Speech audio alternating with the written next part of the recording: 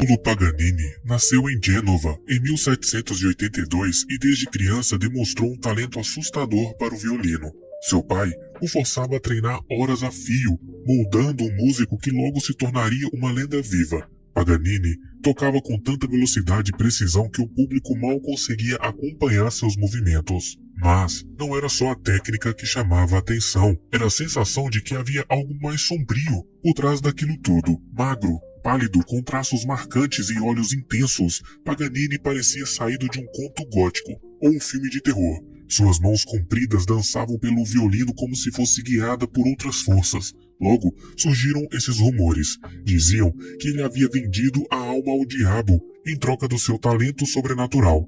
A cada nova apresentação, o mito crescia. Alguns juravam ter visto uma figura sombria ao lado dele no próprio palco. Outros acreditavam que suas cordas eram feitas com traços humanos. Sua obra mais famosa, o Capricho número 24, era considerada quase impossível de ser tocada por meros mortais. Aquilo tudo parecia mais um ritual do que um concerto. Paganini nunca negou as histórias. Pelo contrário, parecia gostar desse mistério.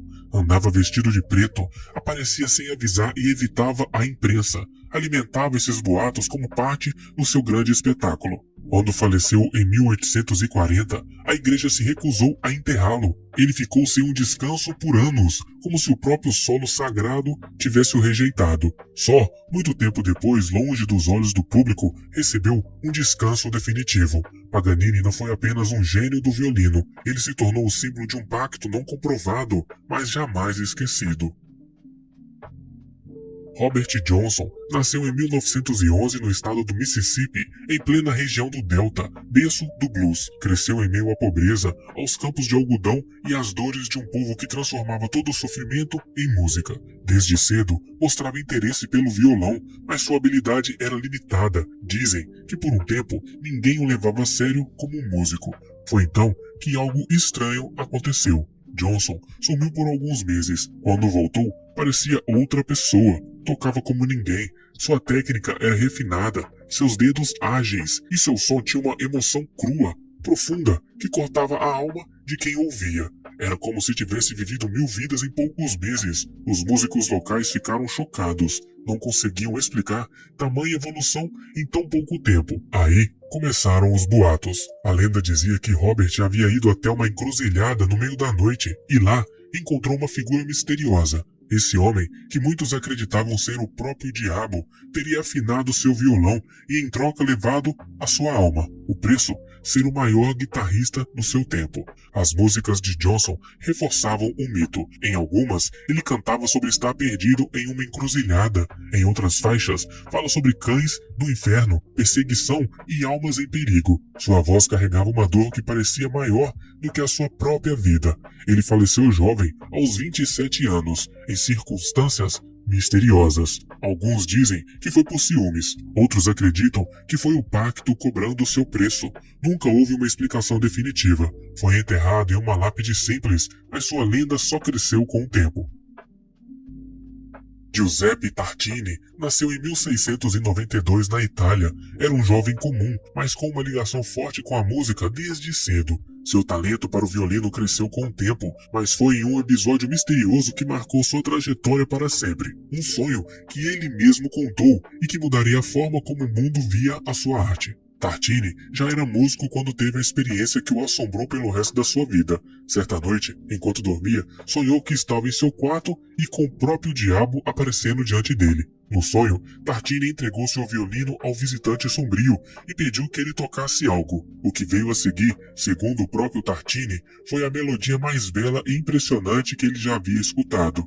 Acordou em choque, ofegante e imediatamente tentou reproduzir no violino aquilo que havia escutado no sonho. O resultado foi uma das peças mais famosas da história da música clássica, a Sonata do Trilo do Diabo. A composição tem passagens rápidas, difíceis e cheias de emoção. Não é apenas bela, é estranha, intensa, como se carregasse algo de outro mundo. O próprio Tartini admitiu que a música real ficou longe da perfeição que ele ouviu em um sonho. Para ele, era como se tivesse vislumbrado algo inalcançável.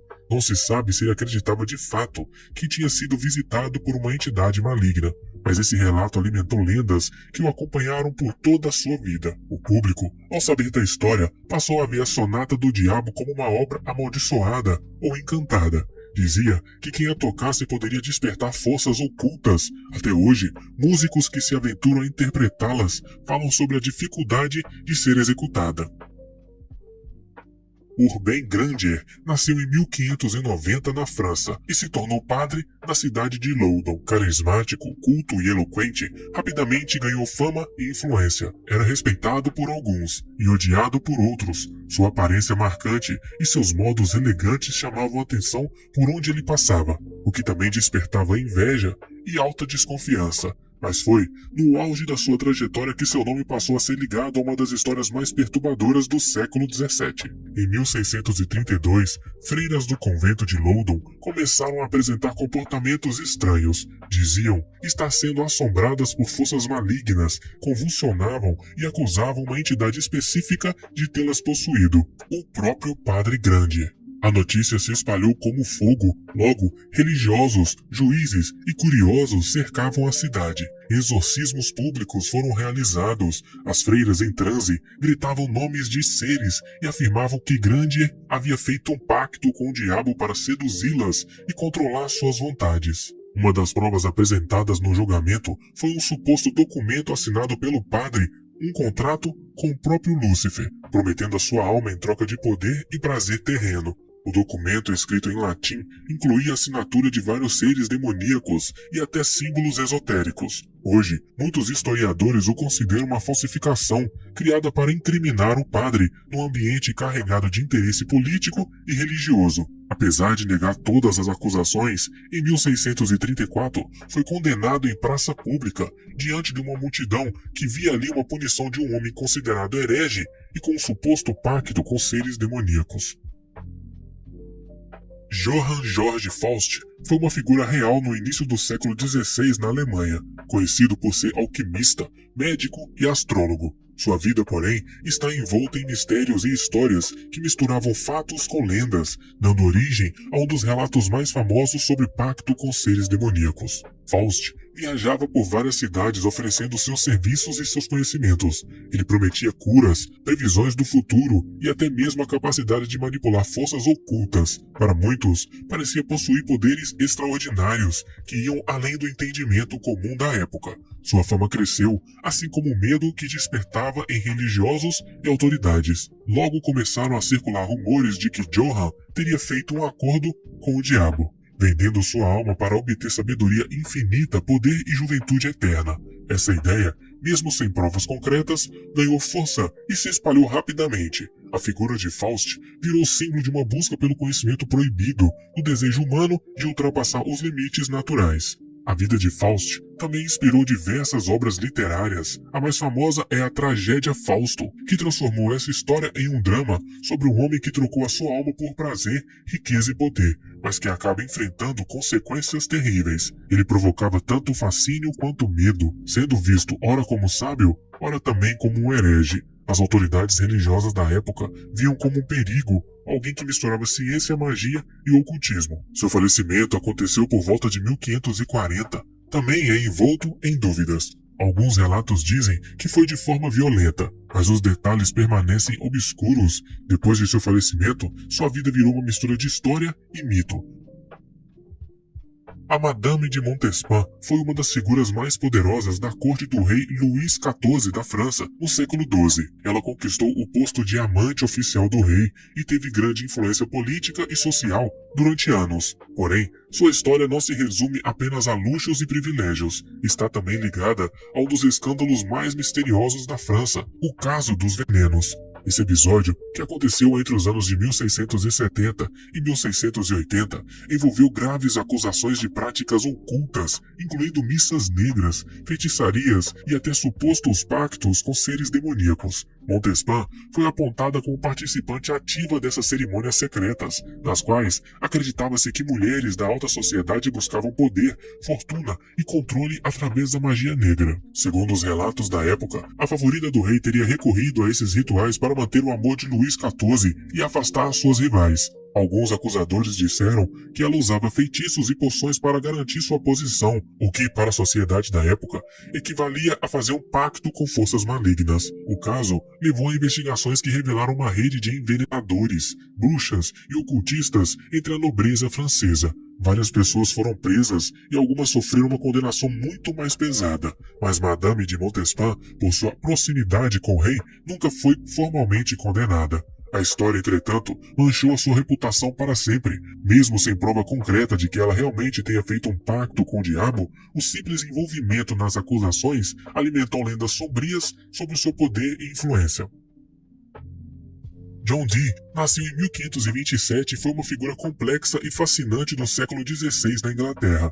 Ele era matemático, astrônomo, cartógrafo e também estudioso do ocultismo. Sua fama se deve não apenas ao seu trabalho científico, mas principalmente à sua ligação com práticas místicas, que até hoje despertam curiosidade e controvérsia. Dee serviu como conselheiro da Rainha Elizabeth I, ajudando em questões relacionadas à navegação e à astrologia, áreas importantes para o avanço do Reino Unido naquela época. Entretanto, o que o tornou uma figura mais misteriosa foi sua busca por conhecimento esotérico, especialmente o contato com entidades espirituais. Para isso, John Dee contou com a ajuda de Edward Kelly, um médium que dizia poder se comunicar com anjos através de sessões de cristalomancia, uma espécie de meditação usando cristais e símbolos sagrados.